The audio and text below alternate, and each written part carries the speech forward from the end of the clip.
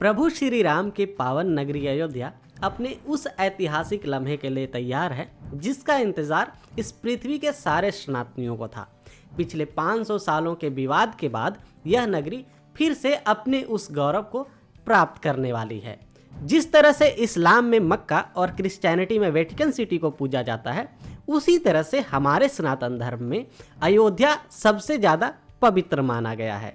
जय श्री राम मित्रों, आपका बिजनेस स्कूल में स्वागत है। आज हम अयोध्या की बात करेंगे, अयोध्या के विकास की बात करेंगे और अयोध्या के इर्द गिर्द चल रहे इकोनॉमिक एक्टिविटी के बारे में बात करेंगे। शेयर मार्केट में इसका क्या असर रहने वाला है और कौन कौन सा शेयर जो रॉकेट होने वाले हैं और क्यों होने वाले हैं, ये सब मैं आपको बताने वाला हूं, तो इस वीडियो में अंत तक बने रहें। तो सबसे पहले बात करते हैं अयोध्या में होने वाले लॉन्ग टर्म डेवलपमेंट प्रोजेक्ट्स के बारे में। तो जब से अयोध्या का विवाद सुलझा है, तब से ही यूपी गवर्नमेंट ने अयोध्या को वर्ल्ड क्लास सिटी बनाने पर भरपूर प्रयास कर रही है। चाहे वो नई अयोध्या डेवलपमेंट प्रोजेक्ट्स हो या फिर अयोध्या मास्टर प्लान 2031 या फिर यूँ कहें कि अयोध्या विजन 2047 हो, गवर्नमेंट अयोध्या के इंफ्रास्ट्रक्चर से लेकर सिटी प्लानिंग और टूरिज्म को बढ़ाने के साथ साथ अयोध्या को हाई टेक सिटी बनाने पर फोकस कर रही है। और अब तक अयोध्या के डेवलपमेंट के लिए 50,000 करोड़ से भी ज्यादा का बजट एलोकेट कर दिया गया है। जीडीपी के मामले में उत्तर प्रदेश महाराष्ट्र के बाद दूसरे नंबर पर पहुंच चुका है और आने वाले टाइम में अयोध्या यूपी के इकोनॉमी को एक बड़ा बूस्ट देने वाला है। यह सिर्फ यूपी के लिए ही नहीं बल्कि पूरे भारत के इकोनॉमी के लिए भी काफ़ी बेनिफिशियल होने वाला है। अनुमान लगाया जा रहा है कि राम मंदिर के उद्घाटन के बाद अयोध्या में हर साल 2 करोड़ से ज़्यादा टूरिस्ट आने वाले हैं, यानी कि वहाँ काफ़ी ज़्यादा इकोनॉमिक एक्टिविटी होने वाला है।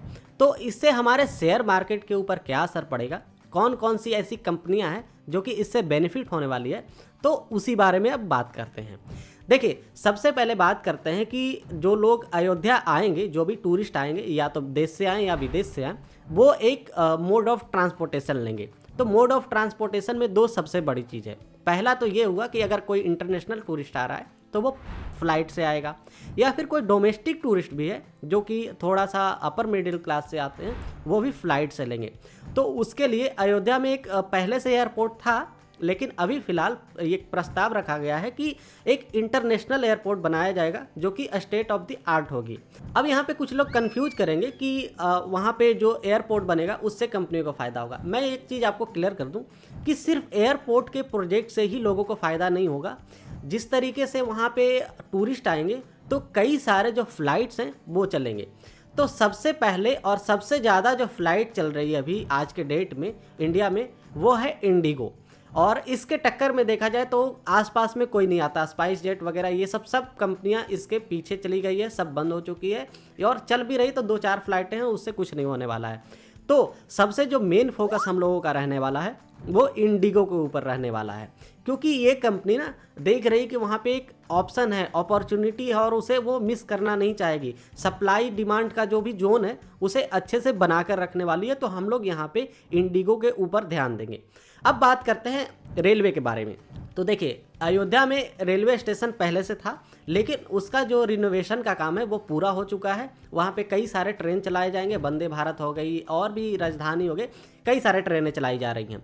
और लोग यहाँ पे ये कहेंगे कि उससे तो ट्रेन के कंपनी को फ़ायदा होगा, जो ट्रेन बनाती है लोहा वगैरह, तो वो सब चीज़ें हो चुकी है। अब क्या है कि ट्रेनें आएंगी जाएंगी, 1000 से भी ज़्यादा ट्रेन देश के हर कोने से आने वाली। तो यहाँ पे ये होगा कि जो भी ट्रेनें बुक हो रही है वो IRCTC के प्लेटफॉर्म से हो रही है। जो फ्रंट एंड है वो कहीं से भी, जैसे पेटीएम, फ़ोन पे, कहीं से भी हो रही है, लेकिन बैक एंड जो है वो हमारे IRCTC का ही वेबसाइट है। तो यहाँ पे IRCTC का जो स्टॉक्स है वो काफ़ी तेज़ी से जाने वाला है। और एक और चीज़, IRCTC खुद से ही अयोध्या के लिए एक अलग सा प्लान बना के रखी है, टूरिस्ट जो पैकेज होता है वो बना के रखी है। तो वो भी IRCTC को काफ़ी ज़्यादा हेल्प करने वाली है उसके इकोनॉमी को बूस्ट करने में। तो यहाँ पे ये समझना है कि इससे सिर्फ ट्रेन को फ़ायदा नहीं हो रहा है, यहाँ पे IRCTC और उसके इर्द गिर्द जो भी सर्विसेज चल रही है उसको फ़ायदा होने वाला है। अब बात करते हैं अगला कि वहाँ पे जो टूरिस्ट आएंगे, लोग आएंगे, उन्हें रहने की व्यवस्था चाहिए। तो अभी फ़िलहाल में अयोध्या में कोई ख़ास ज़्यादा होटल्स नहीं है। 50-60 या 70-80 के आसपास होटल अभी मौजूद हैं, जिसमें काफ़ी कम लोगों के रहने की व्यवस्था है। तो इसे किस तरीके से हम लोग देखेंगे, तो यहाँ पे कई सारे लग्ज़री होटल्स आने वाले हैं। मैंने 1-2 दिन पहले न्यूज़ पढ़ा था कि जो कई सारे होटल्स ब्रांड हैं, जैसे कि इंडियन होटल कंपनी हो गए, हयात हो गए, कई सारे बड़े-बड़े जो 5 स्टार 7 स्टार होटल्स हैं, उन्होंने अपना जो प्रोजेक्ट्स है वो शुरू कर दिया है। तो यहाँ पे जितने भी तरीके के होटल्स कंपनी हैं उनको फ़ायदा होने वाला है। तो यहाँ पे बेसिकली हम लोग 2 कंपनी के ऊपर जाएंगे, एक आईटीसी के ऊपर जाएंगे और दूसरा हो गया इंडियन होटल कंपनी लिमिटेड।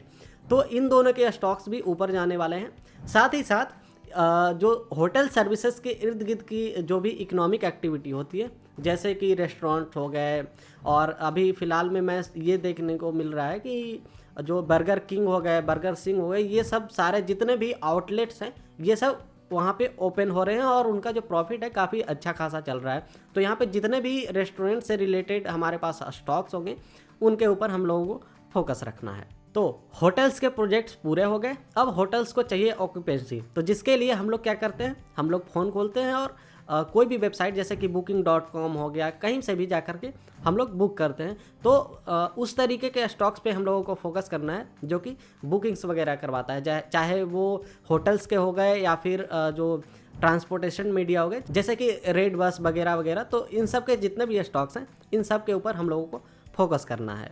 सुनने में ये भी आ रहा है कि बिस्लेरी ने एक नया प्लांट वहाँ पे सेटअप करने की बात की है।